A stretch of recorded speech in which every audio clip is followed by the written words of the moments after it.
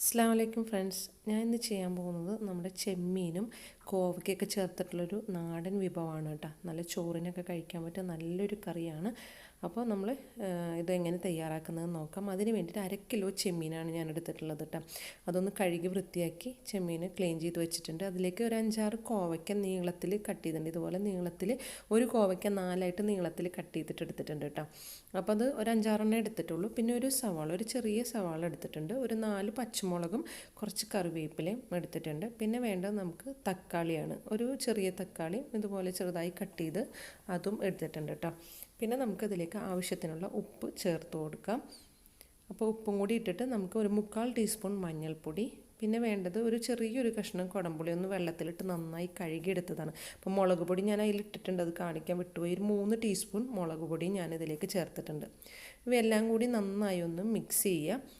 Mix ചെയ്തിട്ട് നമുക്കിത് വെള്ളമൊഴിച്ച് വേവിച്ചെടുക്കണം. അപ്പോൾ അതിലേക്ക് ഒരു ചെറിയ കഷ്ണം ഇഞ്ചി, ഒരു 1/2 ഇഞ്ച് നീളത്തിലുള്ള ഇഞ്ചി ഒന്ന് ചെറുതായി കട്ട് ചെയ്തതും കൂടി ഇട്ട് കൊടുക്കുന്നുണ്ട് കേട്ടോ.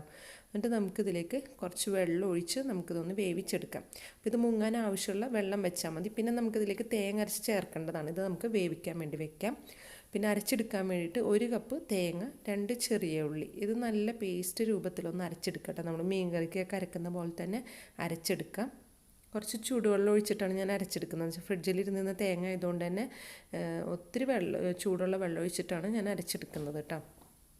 അപ്പോൾ നമ്മുടെ കറി തിളച്ച് വന്നിട്ടുണ്ട്.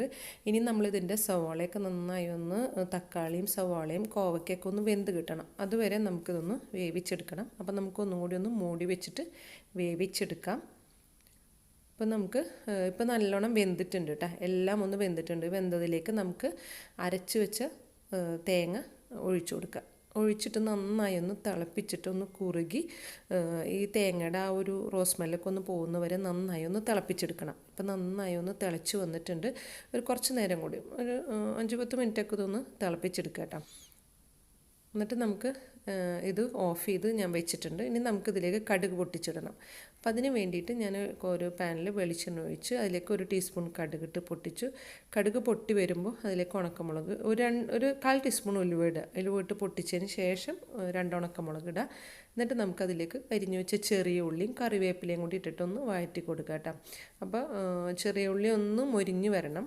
ഒരു ബ്രൗൺ കളർ ആവുന്ന വരും നമുക്ക് ചെറിയ ഉള്ളി ഒന്ന് മൂപ്പിച്ചെടുക്കണം. അപ്പോൾ നമ്മൾ ബ്രൗൺ കളർ ആയിട്ടുണ്ട്. അപ്പോൾ നമ്മൾ ഗ്യാസ് ഓഫ് ചെയ്യാം.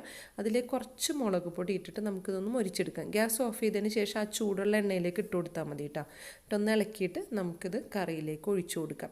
അപ്പോൾ നമുക്ക് കറിക്ക് നല്ല മുകളിലായിട്ട് നല്ലൊരു കളറ് കിട്ടും. അപ്പോൾ നമുക്ക് ഇതുപോലെ കറിയിലേക്ക് ഒഴിച്ചു കൊടുക്കാം. എന്നിട്ട് നന്നായി ഒന്ന് ഇളക്കിയിട്ട് ഇത് എടുക്കാം. അപ്പോൾ ഇത്രയേ ഉള്ളൂ. വളരെ സിമ്പിളാണ്, പെട്ടെന്ന് തന്നെ ഉണ്ടാക്കാൻ പറ്റുന്നൊരു റെസിപ്പിയാണ് കേട്ടോ അത്.